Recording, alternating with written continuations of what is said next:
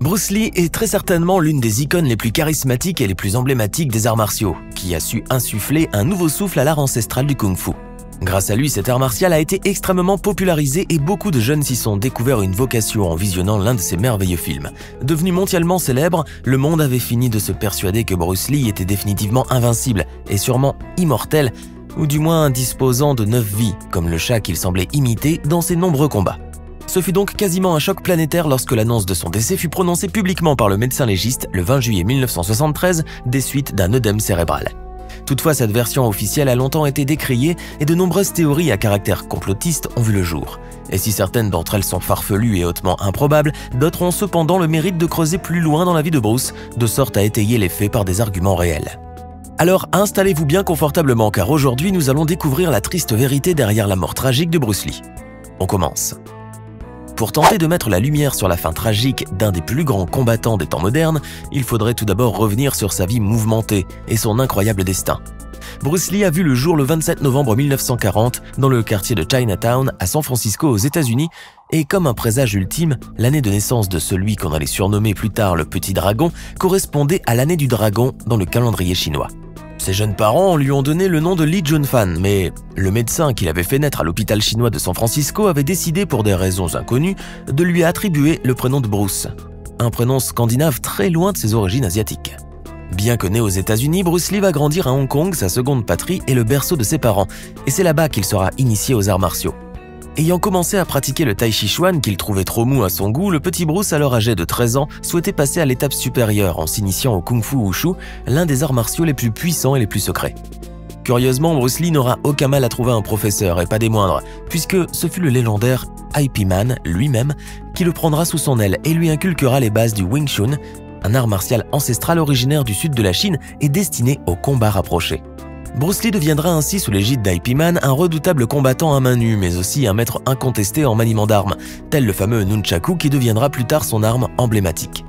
Ainsi, et avant d'avoir atteint l'âge de 19 ans, Bruce aura appris des techniques de combat millénaires qui lui conféraient une force et une puissance incroyables et dont il n'hésitait pas à s'en servir lors de ses nombreuses bagarres de rue.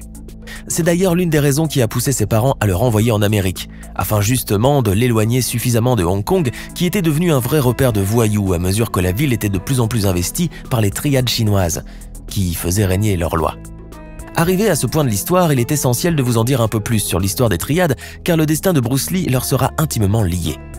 Lointaine héritière des sociétés secrètes, l'origine de la triade remonte à la fin du XVIIe siècle et fut fondée par des moines du monastère Shaolin et fervents opposants de la dynastie Qing, alors au pouvoir. Après la destruction de leur fameux temple, les survivants devinrent des fugitifs, condamnés à vivre dans la clandestinité sous de fausses identités pour pouvoir se fondre parmi la population. Comme dans toutes les sociétés secrètes, ils mirent au point des mécanismes démontrant des preuves d'appartenance des membres, en développant un langage codé et en adoptant des rites cérémoniaux et autres signes particuliers de reconnaissance. L'un de ces signes se fait encore aujourd'hui dans beaucoup d'écoles de Kung Fu, soit le poing fermé avec la paume ouverte ou en entourant le poing avec l'autre main, qui représente les 4 lacs et les 5 océans, un symbole de fidélité au Ming. Toutefois, les disciplines de combat héritées des pères fondateurs et qui étaient extrêmement puissantes et dangereuses demeuraient jalousement gardées. Ces sociétés secrètes occupèrent ainsi une place prépondérante dans la vie politique et économique de l'Empire du Milieu avant d'être décrétées hors la loi par le nouveau gouvernement communiste de la République populaire de Chine, qui ne voulait bien entendu partager le pouvoir avec personne. Elles trouvèrent alors refuge à Hong Kong, Macao ou Taïwan et formèrent des triades en 1949, bien que ces dernières ne soient plus qu'un pâle reflet de leur glorieux passé. En effet, la plupart d'entre elles se centrèrent alors autour du crime organisé, au détriment de leurs objectifs politiques soutenus par leurs plus nobles idéaux d'antan. Pendant plusieurs décennies, l'industrie du cinéma de Hong Kong était une des 3 plus grandes au monde et les triades étaient profondément incrustées dans ce grand terrain économique. Leur influence se manifestait à tous les niveaux, y compris le choix du script, des acteurs et des contrats, et la grande majorité des films des années 70 et 80 concernaient toujours l'histoire du kung-fu, sur fond parfois de rébellion, de vengeance ou de trahison. Avant de continuer, il est temps de répondre à la question du jour, et aujourd'hui, il s'agit de culture générale. Bruce Lee est indéniablement l'un des plus grands maîtres de kung-fu des temps modernes, mais comment s'appelle l'art martial qui a lui-même mis au point? Est-ce option A le Street Kundo, option B le Jeet Kundo, ou enfin, l'option C, l'Air Kundo? Réfléchissez bien et écrivez ce que vous pensez être la bonne réponse dans les commentaires. Réponse tout à l'heure, avant la fin de la vidéo. Après son retour des États-Unis où il avait pu réussir à percer et à populariser le kung-fu au sein du monde occidental, Bruce Lee devint un important pivot de la grande machine cinématographique de Hong Kong. Grâce à lui, l'industrie du cinéma connut une grande expansion qui engendra de considérables profits, ce qui bien entendu constituait une très belle aubaine pour les triades. Toutefois, l'approche peu orthodoxe de Bruce Lee irrita au plus haut point les pratiquants traditionnels et conservateurs des arts martiaux qui désiraient garder leur science secrète, alors même que le Petit Dragon avait ouvert une école de kung-fu en Amérique et apprenait à qui le voulait bien des techniques longtemps tenues secrètes. Cela valut à Bruce la haine viscérale des triades, qui prenaient son attitude désinvolte et selon eux irrespectueuse des traditions pour une haute trahison quasiment punissable de mort.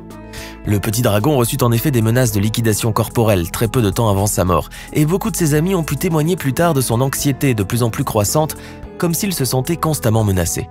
Bruce Lee vivait en fait une telle psychose qu'il lui arrivait par exemple de se coucher par terre lorsqu'une porte claquait, croyant que le bruit provenait d'un revolver. Car en vérité, le Petit Dragon, bien que voulant paraître serein en public, avait pris les menaces des triades très au sérieux et savait que sa vie ne tenait plus qu'à un fil. Le 20 juillet 1973, en sortant du plateau de tournage Les Jeux de la Mort, Bruce Lee se rendit à l'appartement de sa maîtresse, l'actrice Betty Ting-pei. La suite est connue et fait désormais partie de l'histoire. Bruce, se plaignant de migraine, avala un cachet d'écagésique, un puissant analgésique, et en fin d'après-midi, la vedette tombera dans un profond sommeil dont il n'émergera hélas plus jamais. Parmi les déclarations de l'actrice figure une mention selon laquelle Bruce aurait eu une bagarre avant de rentrer dans l'appartement. Il aurait alors reçu un coup à la tête, ce qui expliquerait sa douleur et sa prise de médicaments. La cause officielle de sa mort serait donc un œdème cérébral consécutif à une réaction allergique à un analgésique, un cas rare d'hypersensibilité à l'écagésique. Le rapport du médecin légiste ayant pratiqué l'autopsie du corps de Bruce Lee proclamera que le cerveau de la vedette avait carrément gonflé comme une éponge. Pourtant, cette thèse officielle n'était pas pour calmer les esprits des millions de fans endeuillés, pour qui une légende telle que Bruce Lee, réputé invincible et disposant de 9 vies, ne pourrait pas mourir d'une simple allergie à un analgésique. Car pour beaucoup, il ne faisait aucun doute que Bruce Lee ait été finalement lâchement assassiné par les triades et son meurtre dissimulé en accident. Un appel anonyme avait d'ailleurs été fait aux journalistes pour les prévenir que la vedette était mourante et qu'une personne nommée le Chat Diabolique en serait le responsable.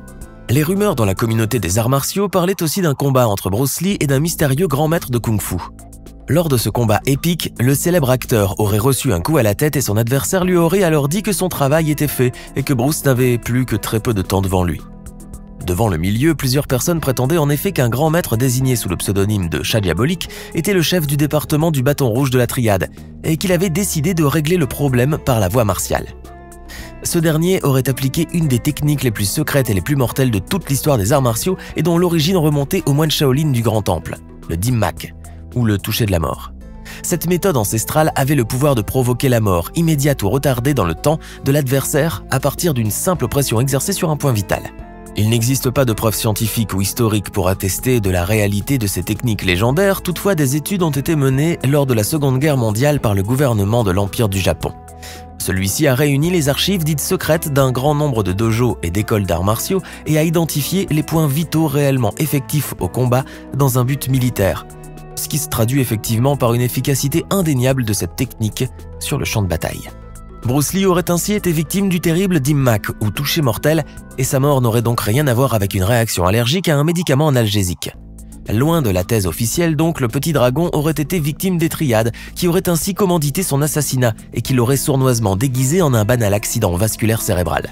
Et à croire les rumeurs, ce seront aussi les triades qui seront à l'origine de la mort accidentelle de Brandon Lee, le jeune fils de Bruce, décédé 20 ans plus tard sur le plateau de tournage d'un de ses films, Le Corbeau. Brandon Lee sera malheureusement mortellement atteint par un résidu d'une vraie balle alors que le pistolet utilisé sur le tournage n'était chargé qu'avec des balles à blanc. Certaines voix s'élevèrent pour clamer la possibilité d'une vengeance de la mafia chinoise des triades, car Brandon Lee voulait enquêter sur la mort de son illustre père et disait connaître les responsables. Hélas, le mystère entourant la mort du dragon flamboyant restera toujours opaque à ce jour. Et faute de preuves, les triades n'ont jamais été inquiétées par la police ou par la justice.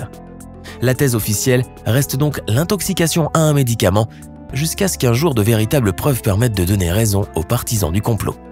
Alors, que pensez-vous de la tragique fin de Bruce Lee et des mystères qui tournent autour de son décès?